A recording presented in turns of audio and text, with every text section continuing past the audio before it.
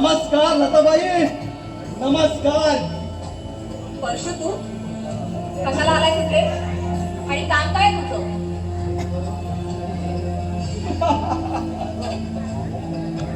आल्याबरोबर प्रश्नांची सरबत्ती सुरू केली. यावरून माझा इथे येणं तुला आवडलेलं दिसत नाही. ए, तुझी ही फालतू बडबड आहे ना ती बंद कर. काय काम आहे ते सांग आणि चालतो इथून. माझं काय लागलंय का मी इथून रिटर्न झाल्याची? पण काय आहे ना, काम माझं नाहीच आहे. काम आहे तुझ्या नवऱ्याचं अजयचं. जेव्हा त्याने पाठवलंय ना म्हणून मी आलोय. समजलं ना? कालपासून त्या माणसाचा या घरात पत्ता नाहीये. माणूस आहे की सैतान. घरातल्या माणसाची काहीही काळजी नाहीये. आणि काय रे तुला कुठे भेटले ते? अरे दुसरा कुठे भेटणार? कुठला प्रत्येक मशिदीत असा दुगारी काट्यावरच भेटणार ना. अगं कालपासून तिथे 52 पत्त्याच्या मैफिलीत रंगलाय तुझा नवरा आणि तिथेच भेटला तो मला. बरोबरच आहे. शेवटी जुगाराला जुगारी तिथेच भेटणार. एकतर जुगाराच्या अड्ड्यावर नाहीतर दुसऱ्या त्या तमाशाच्या फडात. एकदम बरोबर बोललीस तू आता. एकदम बरोबर. अगं मी नालायक आहे ग, नालायक. या पूर्ण गावाला माहित आहे. पण तुझा नवरा किती सभ्य आहे ना ते सुद्धा या सगळ्यांना चांगलं ठाऊक आहे. त्यामुळे तू प्रतिव्रतेचा किती ठेंबा मिरवण्याचा प्रयत्न केलास ना तरी एका वेश्मी माणसाची बायको म्हणूनच हा समाज तुझ्याकडे बघणार. एवढा मात्र लक्षात ठेव. हे तू मला सांगायची गरज नाहीये. माझ्या नवऱ्याच्या कर्माची फळ आहेत ना ते मी भोगे. त्यामध्ये तुला हस्तक्षेप करायची काही गरज नाहीये. खूप छान.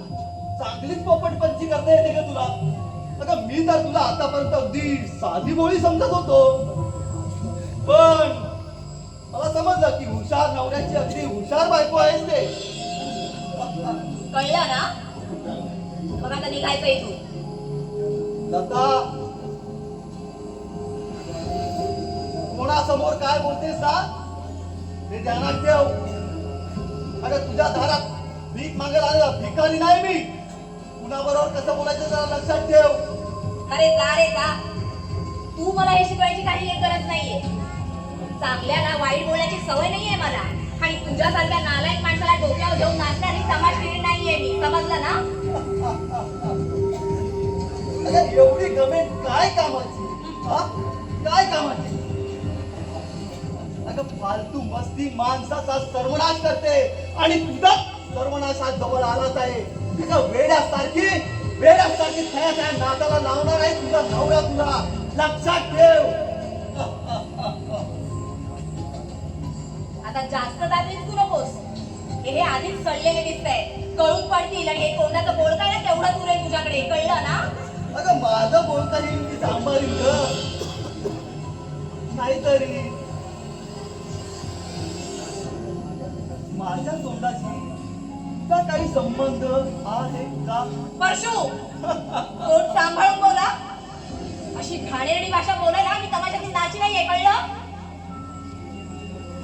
अगं आता तू माझ्या तोंडाबद्दल बोललीस म्हणून मी तसं बोललो. नाहीतर असलं ये नाजूक विषय कळायची मला काहीच गरज नाही. हे बघ मी आलोय तुझ्या नवऱ्याचा